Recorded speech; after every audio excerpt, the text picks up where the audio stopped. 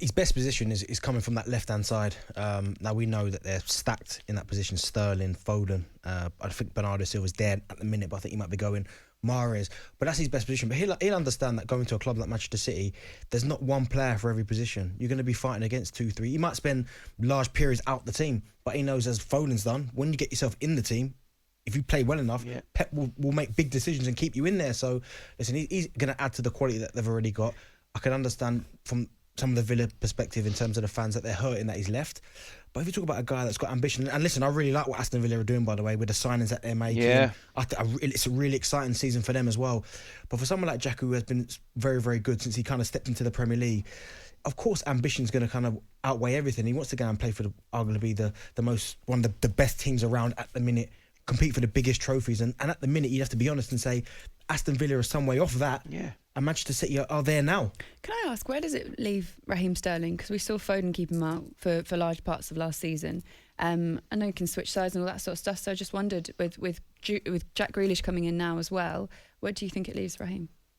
Listen, Raheem was left out the team for large periods, as you said, at the end of last season. Gareth Southgate picked him and he was arguably England's best player in the summer. Mm-hmm. So that might have just propelled him back into the starting 11 in terms of his form. So, as I said, Pep, Pep, he could do anything. As you said, Mahrez was brilliant as well. He's been very, very good last season. So I think he'll probably start on the right.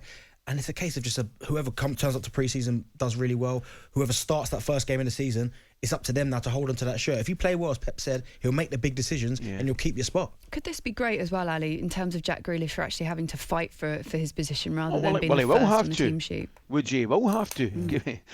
Because make no mistake about it, he was within reason the first pick on the Villa team sheet. He's anything but that at Manchester City.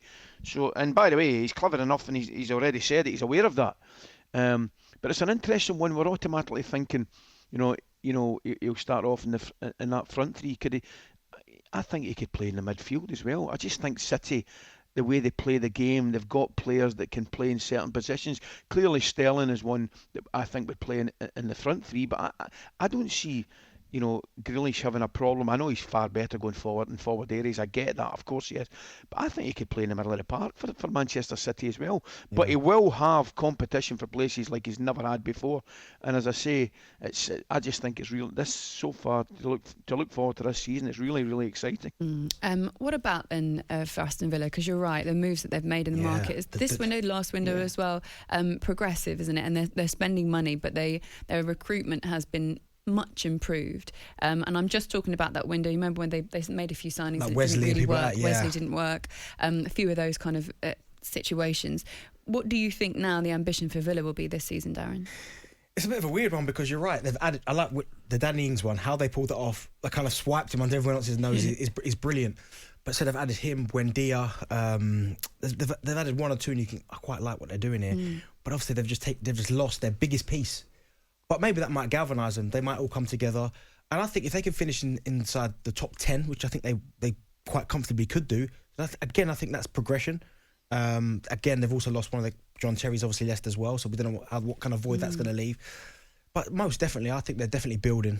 They're doing it the right way. Of course, they're gonna miss Jack Grealish. He has been brilliant for them. But this is a chance for them to all come together. And top 10 for me is more than capable, and that'd be a good season for them. All right. So that is Darren Bent, also Ali McCoist, me, Laura Woods. talkSPORT Breakfast with Laura Woods. Monday to Wednesday morning, 6 till 10. On AM, on DAB, via the talkSPORT app, and on your smart speaker. talkSPORT.